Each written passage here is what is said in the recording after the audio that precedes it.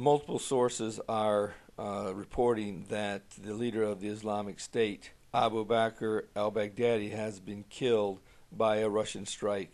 Now, that report has yet to be confirmed, but multiple sources are reporting his death. Now, for quite some time, the Islamic State has been on the run, and this would be, if it is true, a major blow to their organization if, in fact, he was killed. And, not only was he killed, but it is believed also that much of the leadership of the Islamic State was killed along with him in a meeting. But again, this is all unconfirmed, and we'll have to wait until it all gets sorted out in the months ahead.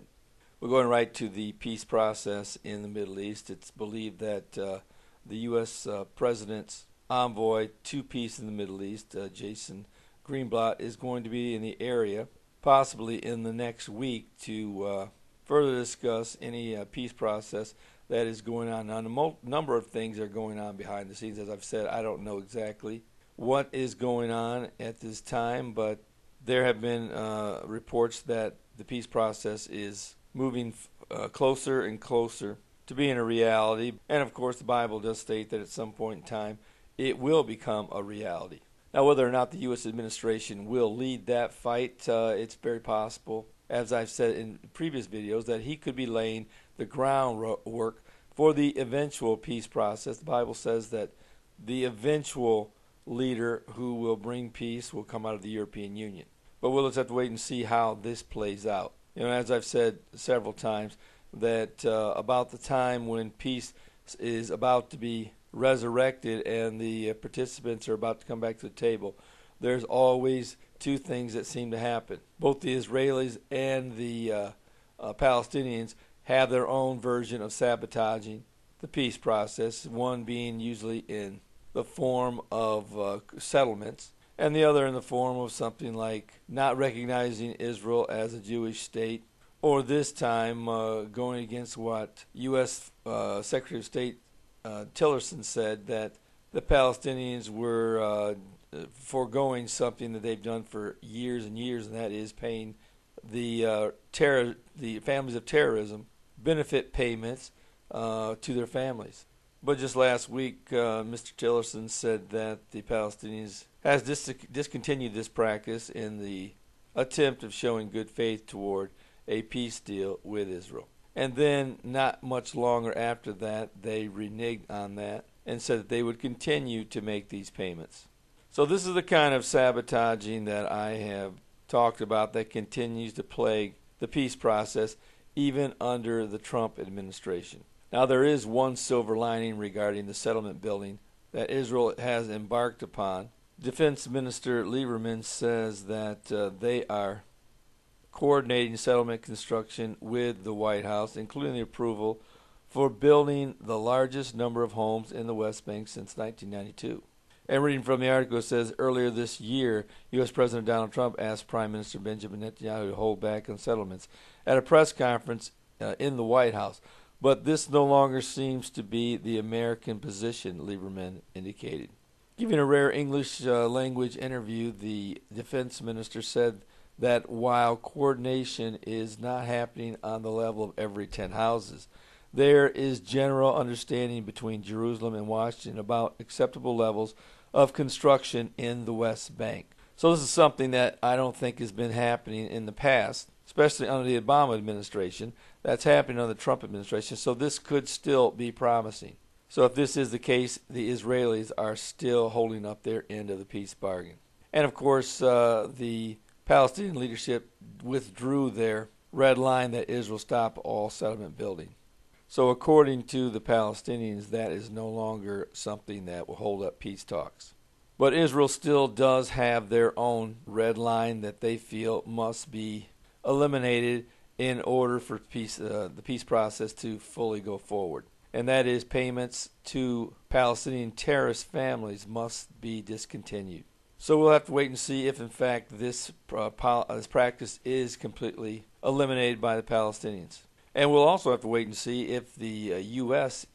is how forceful they do become in demanding that this practice be eliminated. I think that's one of the things that the previous administration simply did not do, and that is that they were not forceful. And as the Trump administration has said, both sides are going to have to do some things that they simply don't want to do in order for this peace process to eventually be accomplished. Now here's something I really want to talk about. This came before my desk a couple of days ago, but I didn't report on it until now. And this being from Israel National News, it says the White House plan for peace in the Middle East. And it kind of gives you an insight on what the White House wants to do with peace in the Middle East. And it says in the caption, it says President Trump's plan is, number one, to reduce building in Judea and Samaria, use Jordan and the Gulf states to help with Israel's security. Now, I don't know how realistic that is, but let me just give you some highlights of the plan. And the article says U.S. Middle East envoy Jason Greenblatt spoke to senior Israeli officials and representatives of the Palestinian Authority about the U.S. plan for negotiating a final status agreement. Channel 20 reported among the terms mentioned in the U.S. proposal were slowing building in Judea and Samaria, creating security arrangements with or in partnership with Jordan and the Gulf states, and normalizing Israel's relations with the Arab countries. Now, according to the plan, negotiations will begin in September, following the meeting between U.S. President Donald Trump, Israeli Prime Minister Benjamin Netanyahu, and Palestinian Authority Chairman Mahmoud Abbas in Washington, D.C. The plan also requires both sides to work towards peace. The U.S. will help consolidate security arrangements between Israel and the PA, as well as consolidate a joint effort to fight terror. Jordan and the Gulf states will also work to help radical Islamic terror. Each side will commit to building a peaceful future and a culture which works towards coexistence. The Arab nations will agree to normalize relations with Israel starting during the negotiations, in turn for Israel reducing the number of housing units built in Judea and Samaria. Such an agreement would help the Israeli economy and encourage the Israeli public to be more willing to accept territorial compromise and the expulsion of Jews from various towns in Judea and Samaria. According to the report, Trump will leave discussion on Jerusalem and the refugee crisis for the second stage of negotiations after the sides have built a level of mutual trust. The Israeli government insists the U.S. plan includes sections which obligate the PA to cease incitement to and encouraging of violence and to cease payments to terrorists and their families. Now, as you can see, this plan does have some an immediate benefits for Israel and the Palestinians, but there will be a second stage, and I have to believe that this is where the Bible states that this plan will be over a 7-year period. Now, it should be stated that we don't know if when the plan is ultimately set in stages that they will actually mention that it will be a 7-year time period. That very well may be only mentioned in the Bible, meaning that the Lord knows that it's going to last for 7 years. And in the middle of that 7-year time period in which the tribulation period is stated to last, that at the halfway point, the Antichrist will break that peace agreement. But we'll have to wait and see if, in fact, a 7-year timeline is actually disclosed to the public. Frankly, I believe it will be, but we'll have to wait and see. But this report actually gives you a timeline and basically what is to be done during this time frame and what will be worked on in the second stage of the agreement. Now, as I've stated many times, that I believe that Israel will have to give a little bit more, and also the Palestinians, as the stages are completed. I believe Israel will have to give up more and more of the West Bank, and I'm sure that the Palestinians will also have to give a little bit of whatever their part of the agreement that they'll have to make. But it's amazing to me that this is all based upon a timed, staged timeline that I believe, as time goes on, will be disclosed. But as we know from past experience, this could implode at any moment. You know, the question is Mr. Trump setting the stage for the eventual peace process that will be brought by another individual? Well, the Bible says it will. But I plan to keep my eye on this situation as it progresses throughout the summer and on into September, when the next stage of this peace process will take place. and then we'll see what the results are in September.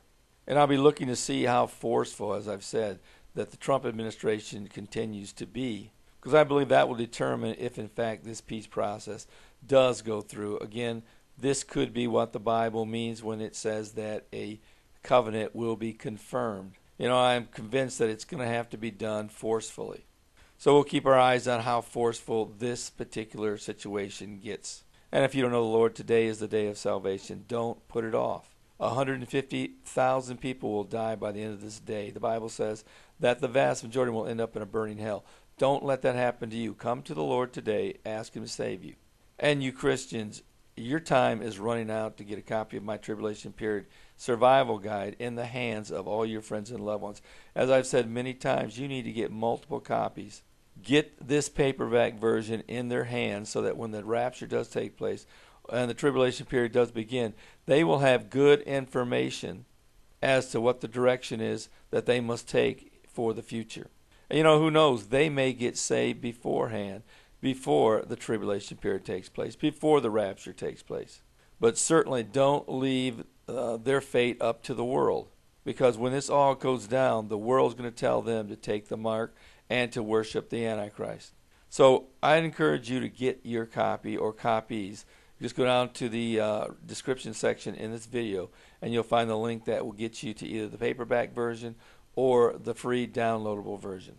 Well, this is Terry Malone with the Calvary Prophecy Report.